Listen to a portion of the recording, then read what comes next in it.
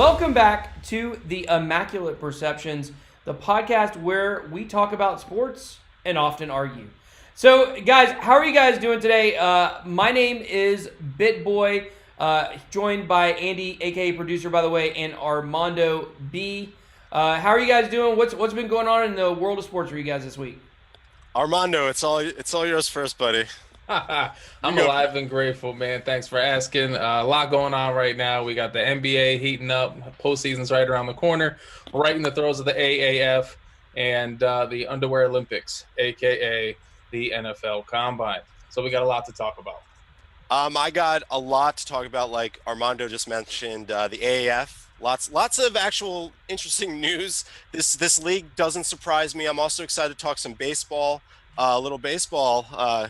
We'll get into that, but yeah, I'm just happy to be here. A second episode. Number two. We made it. Say this, is the second episode always better than the first, or we'll see. We'll find out. Well, a lot of podcasts don't make it to the second episode. Yeah, they do one episode and they're like, yeah, you'd be surprised. There's a lot out there, So, but yeah, so let's go ahead and start talking about what was probably, in my opinion, the biggest story of the week.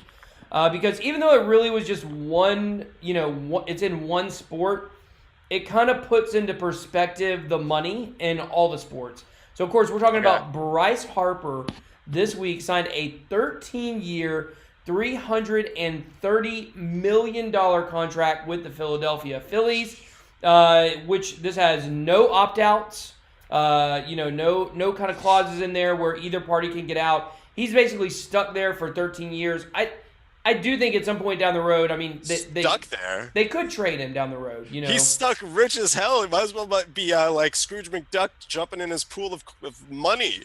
Well, yeah, but they say. Well, there was a funny Onion article that said Bryce Harper asked the Phillies if they would move cities, because supposedly Bryce Harper hates Philadelphia. He hated playing there when he was on the Nationals, and that is actually what a lot of people think took so long for him to sign there. It wasn't because the money wasn't right or the years weren't right. It's just because he doesn't really like Philadelphia that much. So, what do you think about this contract, Armando?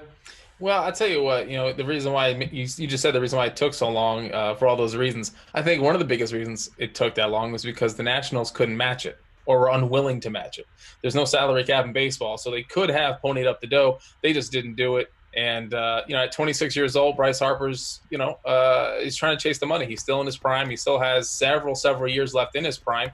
And so, you know what? If I'm in management and I'm on the Phillies, let's wring the sponge for as much as we can. Sure, the last 3-4 years of that 13-year contract, he's going to obviously decline.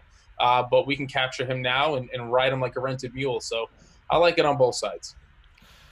I'll have to agree. What's not to like for this guy? I mean, look, I'm not playing baseball. I don't deserve that money.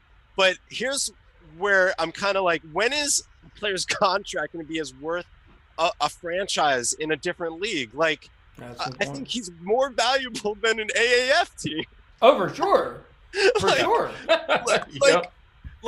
So what it obviously no salary cap, but what interests me about baseball, it's a sport that I kind of stopped watching. I was a huge Mets fan. I mean, huge. Like, we would go to Shea Stadium as a kid. Like, it was a normal thing to do. My family was very attached to the Mets, and I just had a falling out. So there's obviously tons of money being made in baseball still. Like, football is the American sport, but if you're paying these players, I mean, what's the revenue in baseball like these days? Well, you got to think about it like this, though. Look at the NFL, right? The NFL, they got 16 games, counting preseason. They play 20 total regular season and preseason. And the season ticket holders, they got to pony up for those preseason games the same price as they got to pony up for the regular season games. So it is crazy. So basically, if you are a season ticket holder, which I am for the Falcons, you got to pay for 10 games. Baseball, it's freaking 81 games. You got 81 home games. So, even though a lot of these stadiums are only a quarter of the way full, that's 81 games per team. That's a lot of money that they're bringing in, plus the concessions, plus the parking, plus souvenirs, plus, all that stuff. So, there's still plenty of money in baseball, even though its popularity, is definitely slipping. And I don't know in baseball, I don't think they have like kind of a revenue sharing model the same way that the NFL does. Because that's one way that NFL keeps parity is, with the salary cap, and where your smaller market teams that actually would lose money, which like Buffalo, I think they say Buffalo would actually lose money as a team. I could be wrong on that. I've heard someone on the radio talk about that before, so I'm just trusting what they said. But then in Green Bay's the same way, right? Even though they sell their games out, they would still be losing money because there's just not that many people that live in that area. But you've got a team like the Patriots or the Giants or some of these much more popular teams, the Cowboys, the Steelers, that make so much money, and all the teams, share that revenue. Right. I mean, when I see these contracts, I mean, like, I'm saying, good for him, I guess. His family must be proud. And she's like, what could you, like, I mean, I think this is just a general thing that we're used to now. Like, contracts just get more and more and more valuable, more expensive. And I think the normal fan doesn't, I think that blew my mind. But guess what? Wait 4 years or 5 years and it's going to blow your mind again. Because it's called inflation. It is called inflation, but at the same time, Bryce Harper, if he's injury free and if he plays the way he did or close to it, the way he did in his NL MVP year just a few years ago, he's worth that money. Not worth it in the grand scheme of things, but within the context of Major League Baseball, he's worth that money. And we're going to see what happens with Mike Trout maybe another year or two when he comes up for free agency. But at the end of the day, there's no salary cap, and you have one of the most dynamic players in the game right now in his prime. You know what? You do what it takes, and you build your franchise around him. All right, let me ask you this. How much does a bench player on an, maybe he pinch hits every now and then, but he's on the team. How much does he make a year? A lot less. But I think he still makes a lot more than most, like an NFL practice squad. The minimum in 2017 was $535,000. That's way more. That's way more than a practice squad person on a football I believe team. the NFL minimum. I don't know about practice squad, but I think the NFL minimum is around $350. Let me look. I think it's way less. And even that, there's no guarantee contracts in the NFL, save for Kirk Cousins. Right. You get cut like that. Oh, it's actually similar. It's been increased. Just got a $15,000 increase. Now the minimum is $480,000. So they're actually pretty comparable.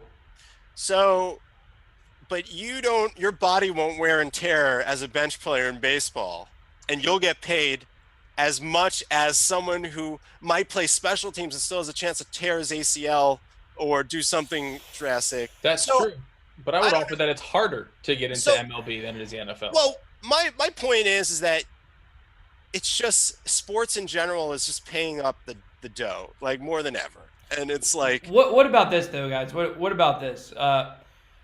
But teachers and firefighters, they only make $25,000 a year. Right. And you've got all these guys. Matter. What, they're the real heroes. They're the real heroes, right? Like... Is this the real heroes question, Ben? I hate people that say stuff like that. Because to me, like, look, I know you feel that way. You feel like their value should be higher. Sure. But it's such a stupid argument because the government is paying out of your tax money those other people that are paying these baseball salaries and going to football games and stuff. Like, we're paying that out of our disposable income, that we're choosing to spend. So... It's kind of so like private industry, public sector. Exactly. I guarantee you, if you were to run the stats on private Montessori schools and charter schools and all those things that are not state or federally funded, those teachers and educators make far more money, get far better academic results, and have a better overall experience in schools. So, you want something done right, put it in the private sector. You want something done wrong, give it to the federal government. Okay. I don't know. I mean, look, there's not much more like. I don't know. I don't have much more to say about baseball because I hate baseball. We're going to talk about baseball, though. Sorry, I don't mean if I were a Mets fan, I'd hate baseball, too. Listen, being a Mets-Jets fan is bad enough, but at least I don't watch the Mets anymore. And I really that's another story for another time. But bottom line is they're making the money, yo. Like, and here's the difference, right? My first grade teacher. My first grade I like it when you said teacher. Say teacher again. Teacher. Mrs. Simaluka was her name. I remember her name. Guido. She is not going to sell out a stadium, right? But Bryce Harper or LeBron James will. So there's a difference in pay right away. Is she deserve? Yeah, American government jobs deserve a 30%, maybe 50% spike in their pay. They should be paid way more. And you're going to pay that out of your tax dollars? You're willing to get taxed more for that? Because But I'm not. do I pay for this guy's $300 million contract? You do when you go to the stadium and pay $12 for a beer.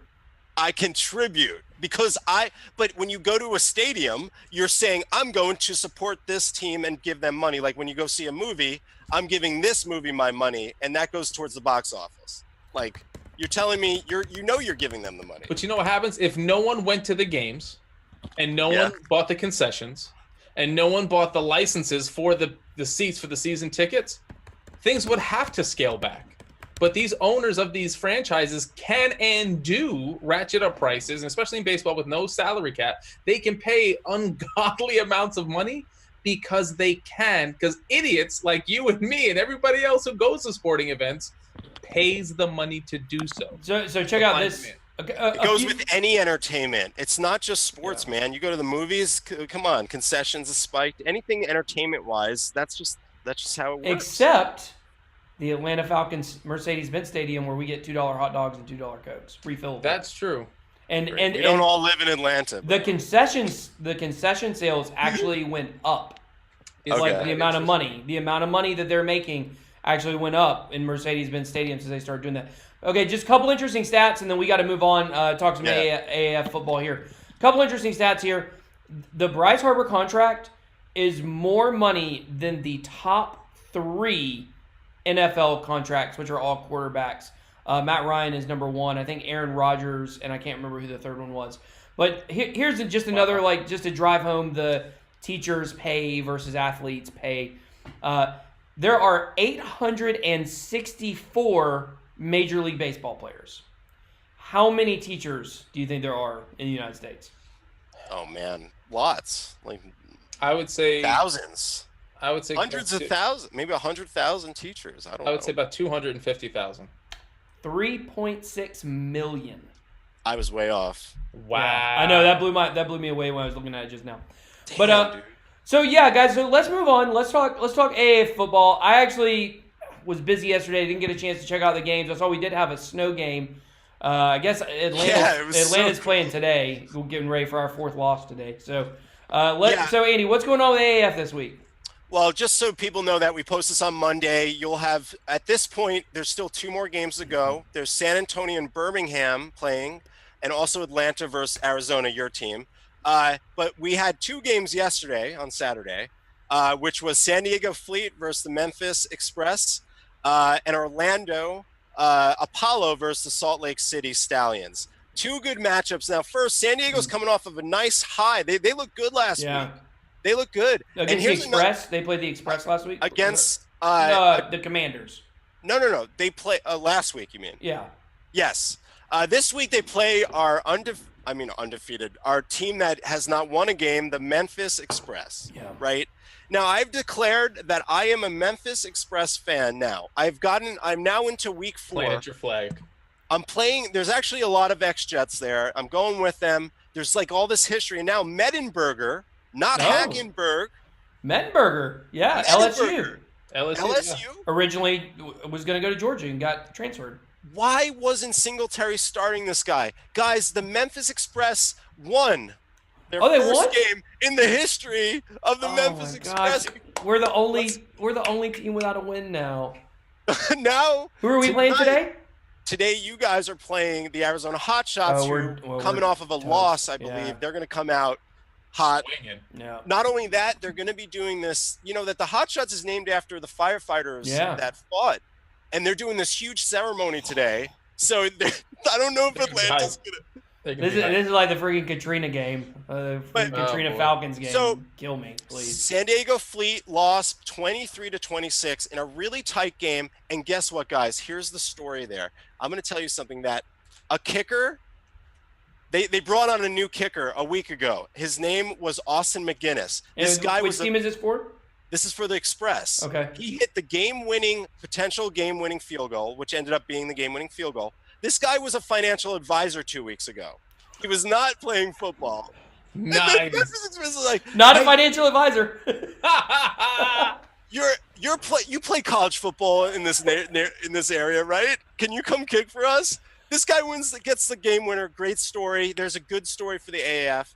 Of course, the rest of the games today are again your Atlanta Legends, who I think they're still going with Chris Sims. God, I cannot believe. Why are they not starting Andy Murray? I do not know. I am rooting for Chris Sims for some reason. Former Jet, dude. This whole league is filled with Jets. I don't know how that like.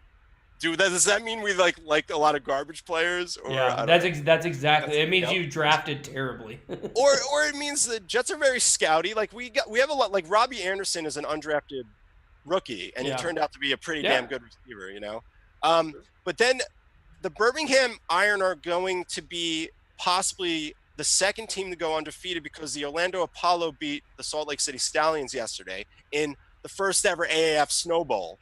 Mm-hmm. Which I thoroughly enjoyed. And if you guys have a chance, go to YouTube, watch the Orlando Apollo, go undefeated. They're still undefeated right now. In the snow game, there were some amazing hits.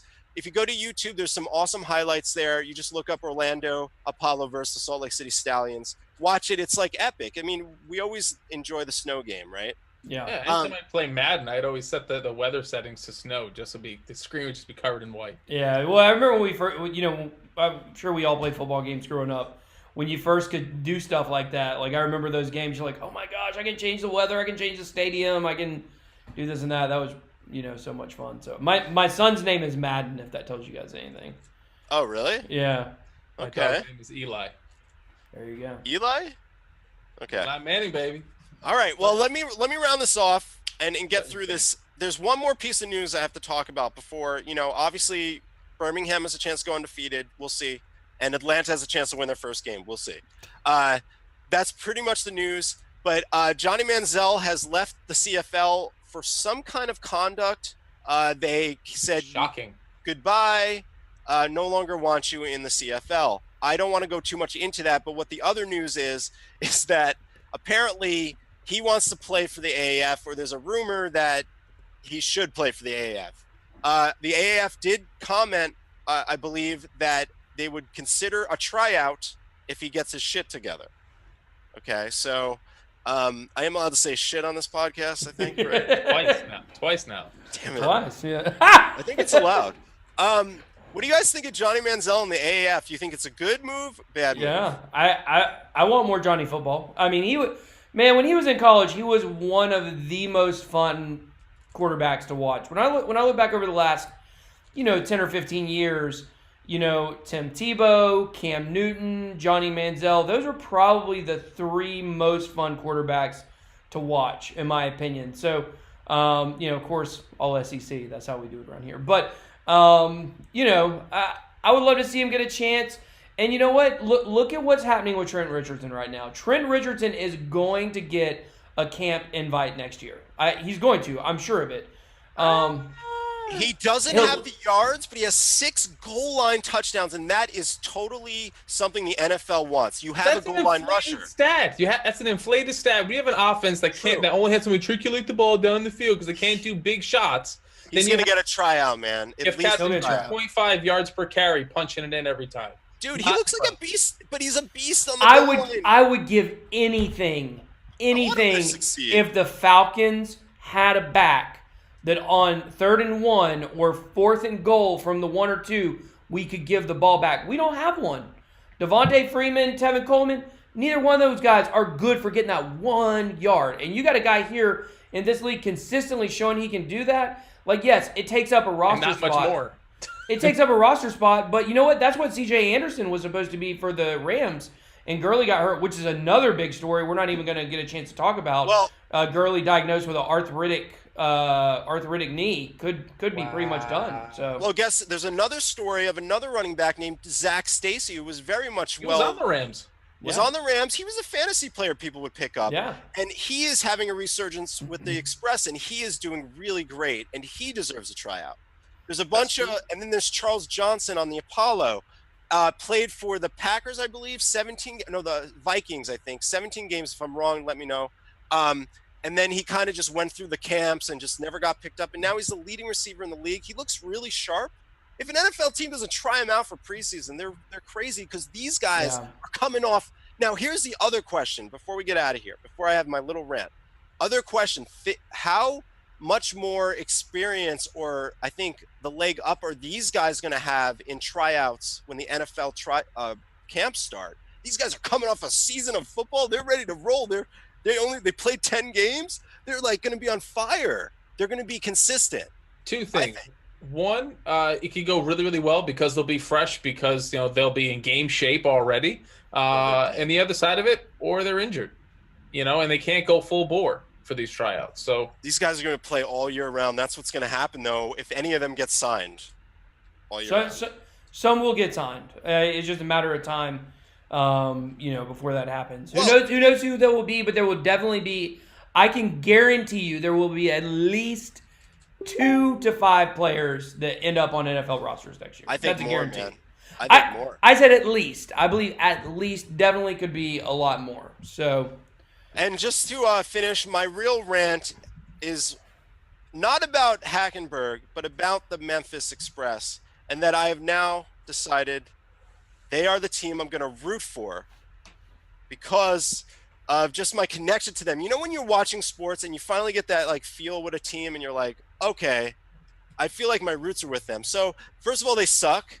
My history fills the air, but now they're 1-3, and I'm excited to see if this team could turn it around with Singletary as coach. Their defense looks stacked, guys. Remember we talked about defensive line? Mm-hmm. The Memphis Express have one of the biggest lines in the league, and it's cool to watch.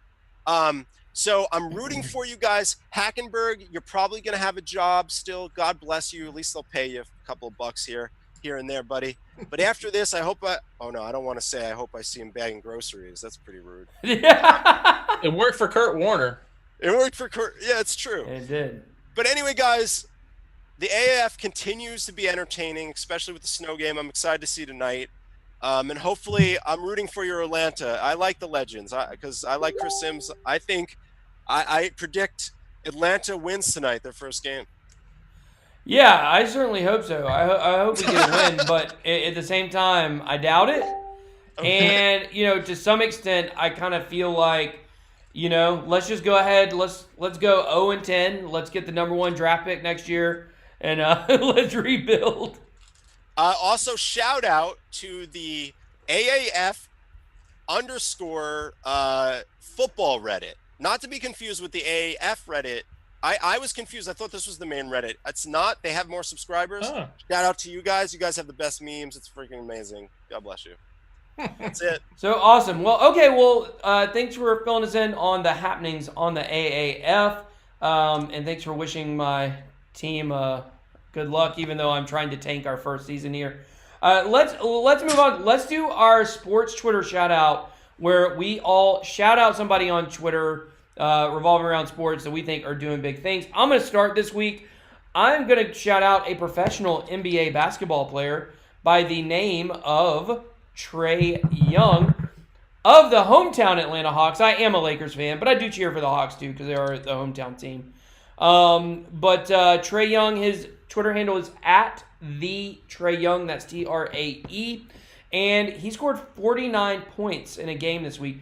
First rookie since Michael Jordan to score that many points in a game, if the stat that I read was correct. If not, it was maybe it was 49 and 10. He had over 10 assists that game too. It was a 4 overtime game, to be fair. So, it's not the same as a regular season game, but his stats over the last 10 games have been phenomenal. He's averaging a double-double. And, I'm going to actually go see him play on Wednesday night against the Spurs.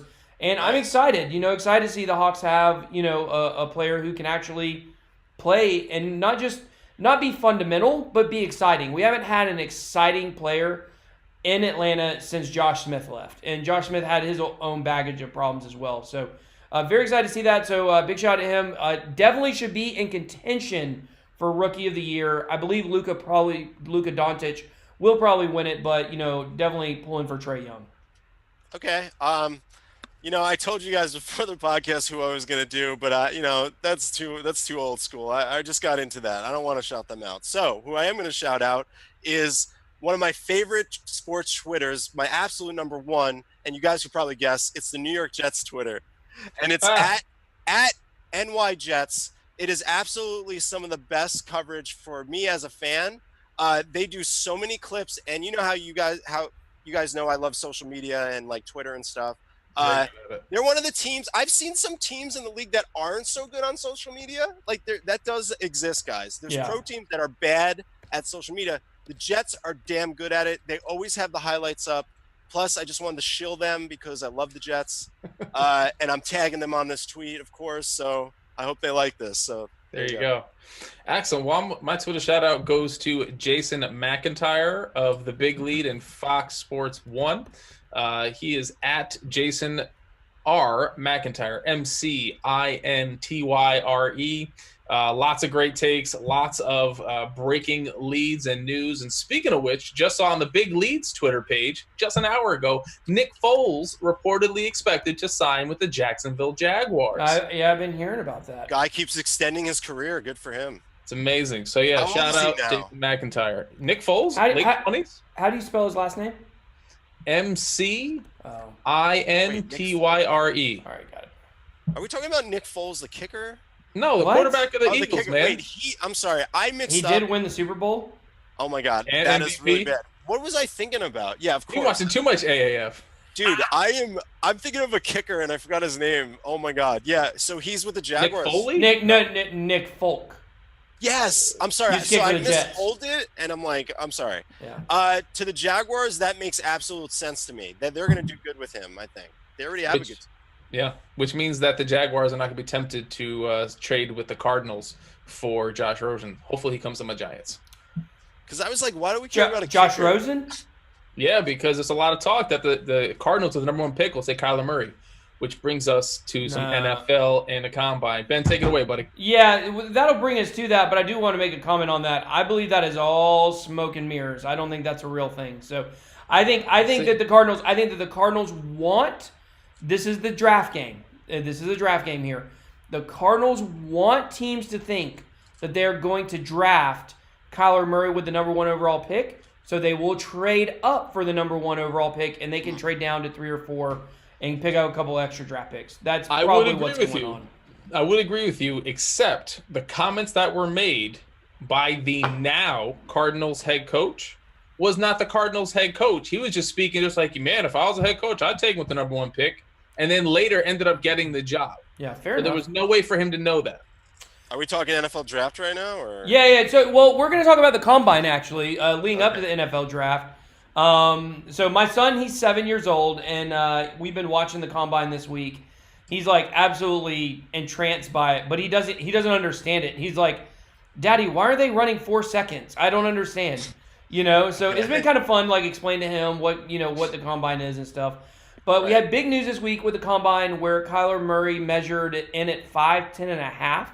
Or 5'10 and a quarter, I think it was. A lot of people expected him to come in under 5'10, and that's kind of the Mendoza line for the height for a quarterback that you would want. We have some quarterbacks that are smaller than 5'10 that have done very well. Doug Flutie, Drew Brees. Also, Drew Brees is like 6'1". Is he? He's not that short. Oh, is he not? If he's drafted, Kyler Murray will be the shortest quarterback ever drafted in the current modern-day format draft. I thought Drew Brees was shorter. Maybe I'm wrong about that. But Russell Wilson also is a shorter quarterback. So I'm going to look that up to confirm whether or not that's true. Russell Wilson's 6'2", just about, and Brees is 6'2". But Kyler Murray will be the shortest in the first round if he's drafted in modern NFL draft history. Wow, that is really crazy. Well, I think you mentioned short, but it wasn't as easy for those guys, man. They're always ridiculed. Like Russell Wilson's 5'11". His whole career, Doug Flutie, was his height. He left the NFL. They believed him, and then he had to go. And then the CFL was the only one that accepted him. Honestly, that the CFL never judged him for his height ever. That was in like one of the documentaries about him. He felt the most at home in the CFL because they never judged him. And he's one of the greatest CFL players that ever played the game. If you feel the most at home in Canada, no offense to my Canadian brothers, but that's a really bad situation. Don't forget, Doug Flutie gets credit, came back late in his career. Yeah, he did. Brought the Bills to the playoffs. Last time they were in the playoffs. That's the Music City Miracle game, I believe. No, it wasn't the last time. What's his name got them in the playoffs? A couple years ago. Last year. Yeah. They had that really long streak where they didn't make the playoffs. They just broke they were last good year. Yeah. Flutie for like 3 years. But I think that Flutie was the Music City Miracle game, I believe. Yes. Yes. No, he was the famous Hail Mary in college. Did he have one in the NFL too? No, the Music City Miracle is when the Titans. The Bills versus the Titans, and the Titans threw it to Frank Wycheck. So I believe Doug Flutie was a quarterback of the Bills at that point. Yeah, maybe. Okay, I see what you mean. Yeah, probably. Yeah. But Russell Wilson's 5'11" and Drew Brees is 6 foot even. So this brings us to the point of the measurables, right? So we want to talk about how important are these measurables. And before we really get into that, and ask you guys your opinions first, we'll start with Armondo. This is something they brought up yesterday when I was watching the 40-yard dash time for the wide receivers. A good 40-yard dash time, like an excellent time, is about 4.33-ish. Between 4.33 and 4.37, 4.38. Okay. And basically what the commentators of the Combine were discussing was that if you look at almost every single wide receiver in the NFL that's upper echelon, ODB, Hopkins. OBJ? Yeah, ODB. That's old dirty bastard, whatever. But anyways, OBJ... DeAndre Hopkins, Antonio Brown, they're all kind of in that 4.45 to 4.56. I think they said Antonio Brown was 4.57. So even though they're looking for the fastest dash time possible, it seems like a lot of those players have kind of like medium range times for the 40. So how important really are these measurables? So for the overwhelming majority of it, it's nonsense. There's a reason why they call them the Underwear Olympics. You have people in the very skimpiest They call you Underwear Olympics? Oh, yeah, absolutely. Okay. I've heard called that. Because they're basically in what equates to underwear and cleats. True. At the end of the day, they're not wearing pads. They're not carrying a ball. They don't have people chasing after them at blinding speed. They're not running for their life. So there's a massive difference between game speed and combine speed. So for the most part, it's not a big deal. How tall someone can jump, okay, sure, maybe. But when someone's pulling on you, are you going to be able to fight for position? Are you going to be able to high point the ball if you're a wide receiver? But at the end of the day, the only things that truly, truly matter, because you're not going to be laying on your back doing a bench press of 225 pounds as many times as possible during a game. What really matters, though, is some of the things that have to do with quarterbacks. Hand size. If you can't grip the ball in an easy way, then you know what? If I'm a GM of a cold weather team, I might just say next and keep it moving, because you're going to be able to. You have to grab the ball and have good control, especially when weather is suboptimal. There's the whole thing about height is a little bit overblown. If you can scramble, if you can find passing lanes the way Brees and Wilson have done over their careers, you can be successful. But I do have to say, all these comps about height and this and that, you're comparing Kyler Murray to two of the greatest quarterbacks that have done it. Now, granted, Russ Wilson's still in his prime. We'll see where he shakes out at the end of the year. But if he continues to play at the level he's playing, he's going to be a Hall of Famer for sure. Easily. First ballot. Drew Brees, first ballot Hall of Famers. So you know what? We kind of need to pump the brakes when every single other height comp is a Hall of Famer. Kyler Murray hasn't done squat yet in the NFL. He hasn't played a single snap. Yeah, he's been faster than everybody else in college. But guess what? Your defensive ends and linebackers are just as fast, if not faster, than anybody else on a college football field. So we need to pump the brakes a little bit. And so I could keep going, but that's my take on the NFL Combine. Well, let's let Andy talk, because he's good at talking. Oh, thanks. Well, the NFL Combine has always been an interesting beast for me, and I'll go back to me as a teenager watching the Combine in the early days when they started televising it. ESPN was just like it was in a time where when I was a kid, there was the football season. They would talk about it. It was over. Bye. When SportsCenter came and ESPN had changed everything, the whole way so it was like extension of the season for me, the draft, the Combine. But I would watch the Combine even back then. I was like, this is like so boring. Why am I watching this? This is what scouts do. Yeah. Scouts sit for hours, watch them play. Now, our height and measurables important for football.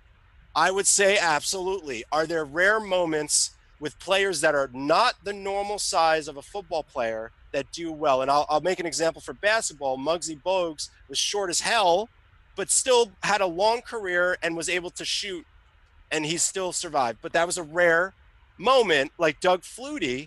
Now, you're talking about quarterback. Quarterback should always be at least more than 6'1", at least 6 foot or more. I mean, you want a quarterback 6'3" or 6'5", right? Tom Brady is 6'5", maybe. You know, like Philip Rivers is 6'3". Yeah. You're talking about, you got this guy at the helm that you want to know is big and strong. Brady 6'4". And the problem with this whole Murray thing is that here we are again doing the whole Doug Flutie thing, and you're talking about a guy that had an amazing college career, and now we're all talking about height problems. And I won't say anything. I say the guy's short, fine, but did he have a good college career? Fine. Can he prove himself in the NFL? He can, and he will. Will he be a bust? Yeah, he might be. Andy, let me ask you a question. If Baker Mayfield did not have the second half of the season that he did, and he struggled the entire season, are we still having this conversation about Kyler Murray going in the first round? If Baker why does that matter so much? Because he's a far more comparable person than 2 first ballot Hall of Famers in Breeze and Wilson. Baker is just like Murray, though. He's one of those rare players that come out of college. Now, Charlie Ward, let's talk about a short player. You didn't answer the question. What? If he struggled the entire season instead of just the first half of the season, are we having this conversation about Kyler Murray and height doesn't matter? We're having this conversation about any quarterback that's really good in college that's coming into the draft that's really short. Every time. I think I would like to interject here and like to say that I don't feel like Baker Mayfield is really what has brought on this trend. I would say that it's really Patrick Mahomes, even though totally different. 6'3". But he's like all the tangibles. Yes, yeah, exactly. That's what I'm saying. The height is different, but everybody's looking for it the same way they're looking for that next Sean McVay coach. They're looking for that next player that can be like Patrick Mahomes and do a no-look pass. I will tell you guys, I was in my front yard yesterday throwing the football with my kid, and I said, you know what? I'm going to try this no-look football pass. Without a defense, me as a grown man, throwing the ball softly to my 7-year-old son, and I was looking the opposite direction and tried to throw it at him. It's hard as crap to throw a football right at somebody. Like, I missed him by like 10 feet, you know? And yes, I'm not an NFL quarterback. I could have been. Understatement of the year. Well, you know, if the coach would have put me in, things might have been different. I could throw a football clear over a mountain. I don't know if you guys know this, but anyways, that's what they're looking for. These coaches are looking for the next guy that's got the intangibles that can do something athletically that other people cannot do, and I feel like that is why the focus has been put on Kyler Murray, because he's the only quarterback in this entire draft that has the intangibles that could make him something, you know, could make him a superstar. You know, do I think he will be? No, I think he'll be an average quarterback. I don't think there is a quarterback in this draft that will be great. But of course, you know, who knows? Tom Brady, nobody would have thought he was going to be a star either. But here's a question I want to pose to you guys before we move on to our last topic.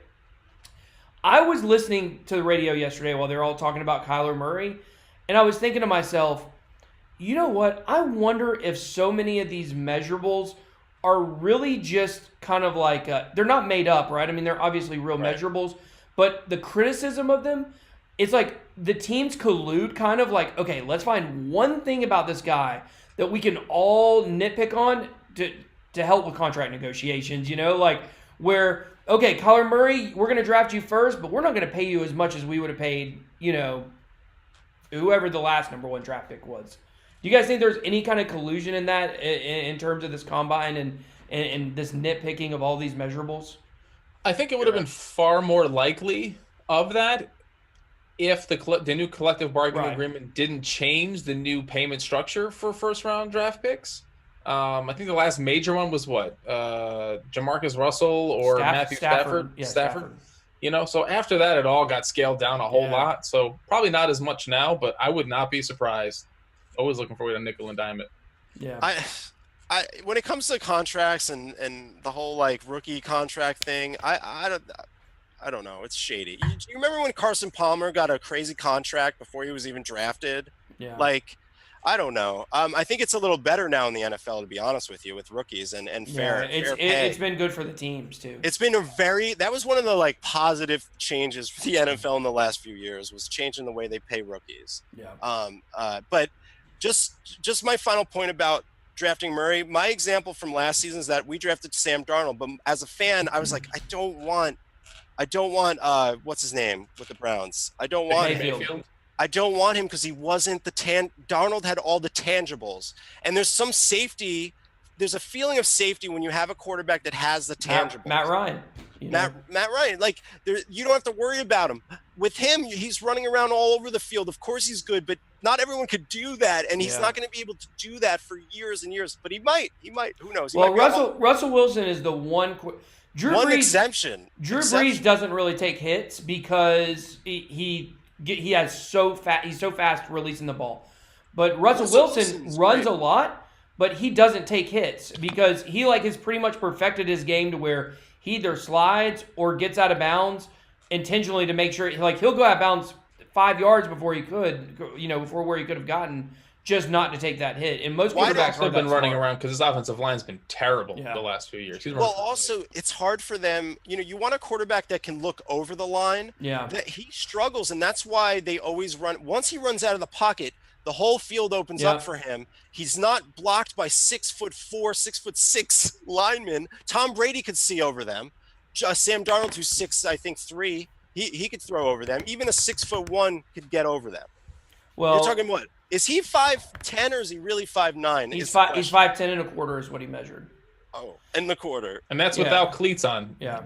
Combine does it, just barefoot. So when you put it on cleats, that's another half. But I don't know if y'all heard, he's actually Nike's coming out with some stiletto cleats. So he's actually gonna be. Kirk Cousins, for something I heard on Sports Talk Radio, Kirk Cousins, I believe Kirk Cousins had the most batted balls last year, and he's 6'3". So true. He's also not a very good quarterback. Also, that could be slow rotation. Usually when you hit the lineman a lot, I think Flacco has that problem. He always gets things bad because your rotation's just slower. And plus, it's a lot of batted balls are also luck too. It's just when the lineman happens to throw his hand up, to throw it up. They just throw it up, and you just happen to be throwing in that that line of sight. So, all right, well, let's move on. We're gonna hit our last topic. So, there's a lot going on right now in the NBA. We know college basketball is kind of winding down here, getting ready for March Madness, and after March Madness is when interest in the NBA really, really picks up. So we're getting a little bit closer to that. We were talking before we went on air, there's so many different NBA stories going on right now. So I just want to give you guys each opportunity to say, what do you think is the biggest story in the NBA right now, and tell us about it. We're going to talk NBA, then we're going to talk about my local city, Los Angeles, which has plenty to do with the NBA. And I think I wanted to talk about how it never felt right to have LeBron in Los Angeles. And I still think look, I'm a Laker, transient fan. Okay, cool. The Lakers are there again. It's kind of cool that there's a team in the city you're at that's in the playoffs a lot and always there. I got to see a city win the finals 3 times. It's kind of interesting, I'm a Jet fan. I haven't seen any championships except for the Mets, and I was 5 or 6, So, when I see it in a city, it's really cool. So I don't know. I think I want to see I think there's going to be a lot of changes next season, but there's something. So I guess the thing for me is there's this thing, the stigma that doesn't sit right. It's LeBron is just here for the entertainment. He's ready to call it quit. It's almost is he really dialing it in? I don't know. What do you guys, do you think he's dialing it in sort of a notch? So I think, and we did speak about this a little bit off air, and Ben, I'm going to surprise you a little bit. I want to hear it. The longest time I have been debating you rather fervently, Ben, MJ versus LeBron for the GOAT conversation. And after what I have been seeing this season, whether it's just a complete emphatic lack of effort, and it's one thing, to be fatigue conscious and try to put in less effort on defense to save the gas in your tank for the rest of the year. But this is bigger than that. When I see, him doing an inbounds pass against the backboard to just make a turnover, or the lack of willingness just to play team ball, throwing his teammates under the bus and missing free throws. Though to the degree with which this player, who's one of the greats, misses free throws is staggering. And you're going to hear it now. First time ever, I'm officially changing my tune on LeBron James. I am officially rescinding my LeBron GOAT card. I've seen too much, and I'm a man, if nothing else, of critical thinking and common sense. And the greatest of all time cannot crash this many free throws. You can't tank to the degree he's tanking. And I know this year he's just doing it just to save energy because he wants to do another year or two with LA. This was a lost year, but the way in which he's mailing it in is not GOAT worthy. So yeah, LeBron. He wasn't always known for his free throws, though. He's known for missing clutch free throws. He's never been known for it. He's known for missing clutch free throws. He's known for driving the lane, though. So yeah, of course. I mean, I would never take away. I mean, LeBron's a great player, and Armondo, is in an interesting position, having to admit that he's been wrong, against me for a while now. But I'm also in an interesting position because I am a Lakers fan. I grew up a Lakers fan. It's the only team outside of Georgia I've ever cheered for. I was a huge Magic Johnson fan as a kid, which is kind of cool, right? Now he's the GM or president, whatever his official title is. But now we have LeBron on the Lakers when Kobe, was my favorite player. And I, always hoped that, Kobe would go down as number 2, which I couldn't intellectually honestly say that he is number 2. I would say LeBron has had a more decorated individual career for certain. Certainly doesn't have the championships that Kobe has. Yeah, but Kobe stayed on one team, his legacy. Yes. And had Hall of Famers around him all the time. Technically, the Hornets did draft him. Is Pau Gasol going to be a Hall of Famer? I don't know. Borderline. Maybe. I don't know. And that's Shaq, pretty low bar. One of the greatest big men ever. Of course. Well, the first 3 championships are different. With Kobe taking the Lakers to 3 championships with Pau Gasol and Lamar Odom as his best players, that's pretty impressive. So, so I'm in a little bit of a tricky spot because I want to defend Michael Jordan because I believe Michael Jordan by far is the greatest player. I believe Michael Jordan's Tom Brady's making a debate, but I would argue Michael Jordan is the greatest athlete of all time, most recognized probably in the world. Now there's 2. There's Tom Brady and Michael Jordan in America. We're talking about people in team sports, though. That save that for another topic. That's another topic of all time. In single sport. I mean, Jordan, without a doubt, is single-handedly. I agree. I agree. I don't know, man. Serena Williams. Serena. Get out of here with the tennis. Tennis isn't a sport. I hate tennis. She won a title with a pregnant. I get she's it. Great. Yeah. I refuse to talk tennis on this podcast. The domination is unparalleled. But continue. I was going to make a joke, but I'm not going to. So anyway, I'm in a tricky spot because I'm a Lakers fan. I want the Lakers to make the playoffs, but a lot of what I'm seeing is kind of confirming everything I've ever said about LeBron, and which I hated up until this year, ever since he left Cleveland the first time. When he was on Cleveland before the announcement or whatever, I didn't dislike him as a player. But, so I'm in a little bit of an interesting spot because I do want to see the Lakers make the playoffs, and I still believe, I will say this, I still believe the Lakers will get the number 8 seed. I believe they would still. They're 4.5 games back. Okay. I believe that LeBron single-handedly can carry this team to the playoffs. They're going up against, I think, the Kings and the Spurs and another team are all the teams. You are out of your mind. There's no way. There is no way. We'll see. I mean, you have to look at it like this. I'll make you a wager right now. I'm pulling up my Monarch wallet. Shout out Beatles. I'm pulling up my Monarch wallet right now. Wait, we bring crypto into this? I'm just saying. It's just the wallet that I have open. I will bet you 2 trons. I will bet you 10 basic attention tokens. 10 Fair enough. All right. Sorry, people that don't know crypto. They're speaking another language. Okay. That wager is on. Listen, here's the thing. Until they're mathematically eliminated, I cannot believe they're going to miss the playoffs for the simple fact that over the last several years, how many times have you guys heard someone say, well, this is the year the Cavaliers, they're not going to make it. Now, granted, we're a different conversation. Like, they're not going to make it to the finals. LeBron has been counted out so many times during this streak of unbelievable, finals runs that he's had. and he always comes through in the clutch and gets his team where he needs to be. When he's been up younger. against until they got against the Warriors or whatever. So when he's been younger, he just this year sustained his first real injury ever of his career. He's older, taking longer to recover. He's had to activate playoff mode way earlier in the season than he has in years past. So you know what? For all the reasons, and LeBron, you're still a phenomenal player. You're no longer the GOAT. Sorry, bud. But they're not. They might sniff the 9th seed, and oops, there's only 8 teams that make it. There's no way. It's going to be close. I do think they'll make it, but I could be wrong. I was wrong. Hey, that's when I'll be honest, that's when I really push my attention towards basketball. The playoffs are amazing. So it should be fun this year. I don't know. Who knows? Yeah. Or unless the Warriors are just going to win it again. I don't know. I like the Rockets have a real chance of upsetting them, as well as the Bucks coming out of the East. Bucks, look at them. Giannis is a beast. Yeah, he's having a good season. Warriors having a great season. He might be MVP. Warriors are he probably will be. I agree. Warriors are going to win it all again. Shout out to I was watching the Nets at the Brennan Byrne Arena, which is where they used to play, and it was the playoffs when Kidd was running the team. It was 2 years back to back.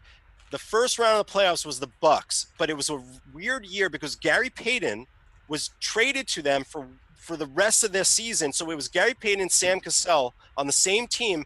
And let me tell you, they don't get enough credit. That one playoff team with Gary Payton and Sam Cassell, I forgot who else they had. They were freaking good. They gave the Nets a fucking run for their money in the first round and almost beat us. Family-friendly rating. What?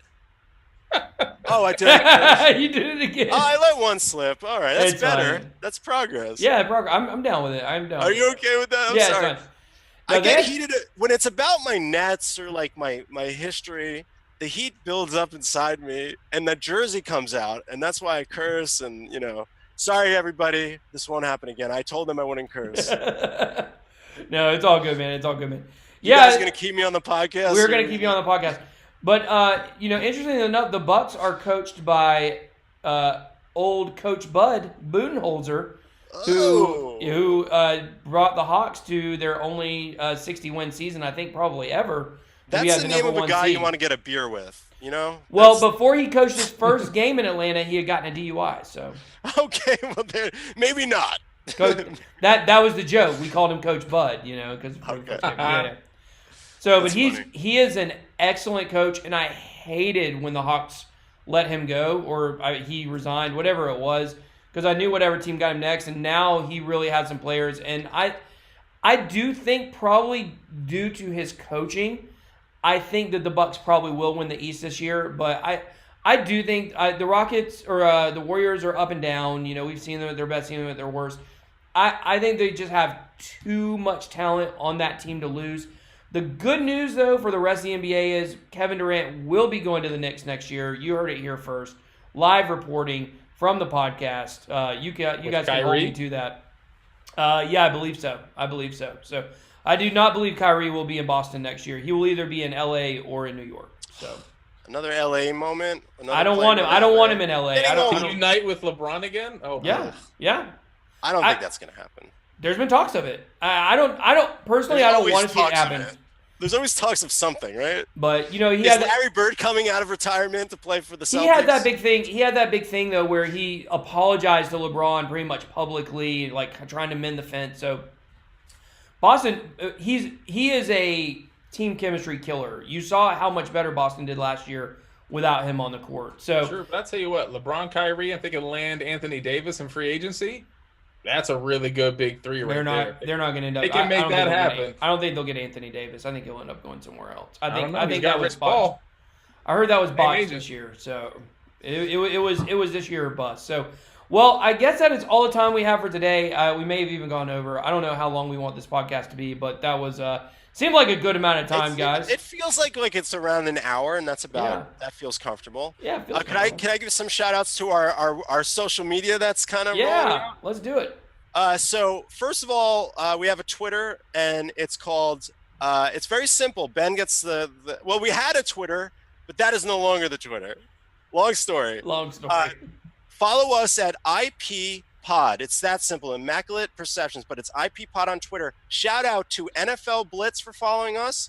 AAF_XFL Daily, Alex Wright, and Jack Martin. 4 new followers. Shout out, Jack guys. Martin. What's up, Jack? Oh, Jack. Yeah, I love Jack. I know. And that as guy. you see on our tweets, there's 2 ways to find us. We're on Anchor for podcasting, but that means we're on everything else. You could find us on iTunes.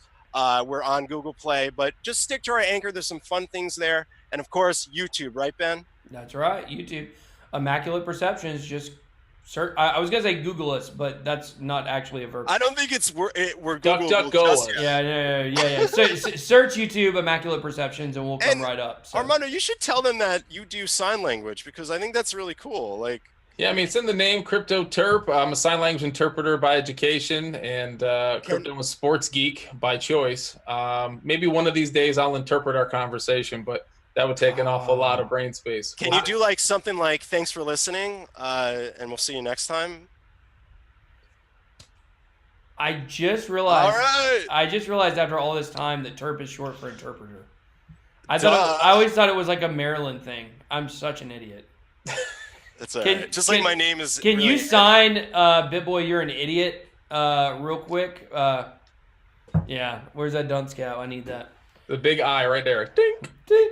Bing. Bing. So, all right, guys. Well, that's all we got for today. I hope you guys enjoyed this episode, and we will talk to you guys next week. Go watch some AAF football. See you guys. Blessings.